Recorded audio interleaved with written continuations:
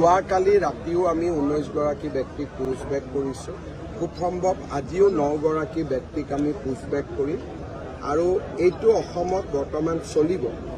আৰু কিন্তু এইটোও ঠিক যে লাখে লাখে মানুহক পুছবেক কৰাটোতো সম্ভৱ নহয়, কিন্তু যিমান দূৰ সম্ভৱ আমি পুছবেকৰ কাম হাতত লৈছোঁ।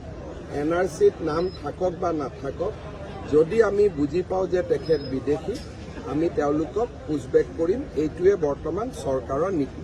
NRCত নাম থকাৰ পিছতো যদি আমি বিদেশী বুলি গম পাওঁ, কাৰণ NRCত নাম বহুতে চলে বলে কলে কৌশলেও সোমাইছে। কোনোবাই কৰিমগঞ্জত যদি চাহাবুদ্দিন আছে, বাইহাটা চাৰিআলিৰ পৰা মানুহে গৈ তেওঁক বিচাৰি আনিছে, আনি কৈছে পিতা পুত্ৰৰ মিলন হৈ গ'ল। গতিকে যি ধৰণে অসমত NRC হ'ল সিয়ে গোটেই প্ৰক্ৰিয়াটোৰ ওপৰতে বহুত সন্দেহৰ সৃষ্টি কৰে।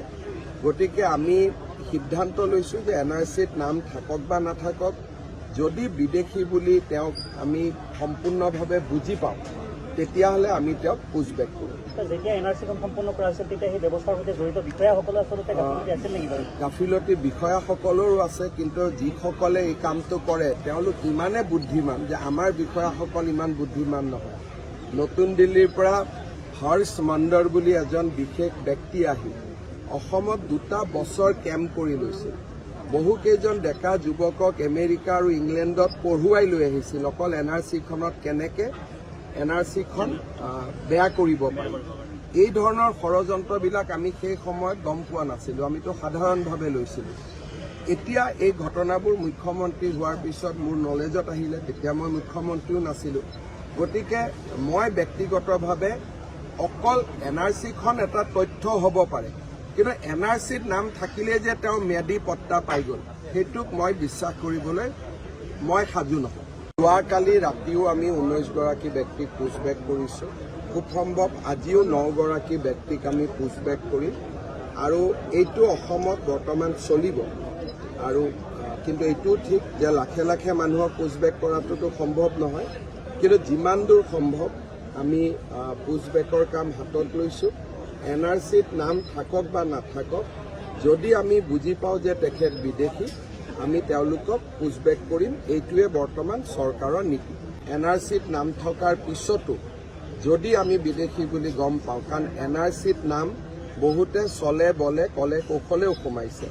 কোনোবাই কৰিমগঞ্জত যদি চাহাবুদ্দিন আছে, বাইহাটা চাৰিআলিৰ পৰা মানুহে গৈ তেওঁক বিচাৰি আনিছে, আনি কৈছে পিতা পুত্ৰৰ মিলন হৈ গ'ল। গতিকে যি ধৰণে অসমত NRC হ'ল সিয়ে গোটেই প্ৰক্ৰিয়াটোৰ ওপৰতে বহুত সন্দেহৰ সৃষ্টি কৰে। গতিকে আমি সিদ্ধান্ত লৈছোঁ যে NRCত নাম থাকক বা নাথাকক, যদি বিদেশী বুলি তেওঁক আমি সম্পূৰ্ণভাৱে বুজি পাওঁ, তেতিয়াহ'লে আমি তেওঁক পুছবেক কৰিম। যেতিয়া NRCখন সম্পূৰ্ণ কৰা হৈছিল তেতিয়া সেই ব্যৱস্থাৰ সৈতে জড়িত বিষয়াসকলে আচলতে গাফিলতি আছিল নেকি বাৰু? গাফিলতি বিষয়াসকলৰো আছে, কিন্তু যিসকলে এই কামটো কৰে তেওঁলোক ইমানে বুদ্ধিমান যে আমাৰ বিষয়াসকল ইমান বুদ্ধিমান নহয়। নতুন দিল্লীৰ পৰা হৰ্ষ মণ্ডল বুলি এজন বিশেষ ব্যক্তি আহি অসমত 2টা বছৰ কেম্প কৰি লৈছিল।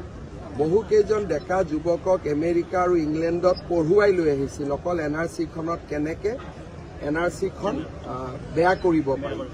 এই ধৰণৰ ষড়যন্ত্ৰবিলাক আমি সেই সময়ত গম পোৱা নাছিলোঁ, আমিতো সাধাৰণভাৱে লৈছিলোঁ। এতিয়া এই ঘটনাবোৰ মুখ্যমন্ত্ৰী হোৱাৰ পিছত মোৰ নলেজত আহিলে, তেতিয়া মই মুখ্যমন্ত্ৰীও নাছিলোঁ। গতিকে মই ব্যক্তিগতভাৱে অকল NRCখন এটা তথ্য হ'ব পাৰে, কিন্তু NRCত নাম থাকিলে যে তেওঁ ম্যাদী পট্টা পাই গ'ল, সেইটোক মই বিশ্বাস কৰিবলৈ মই সাজু নহয়।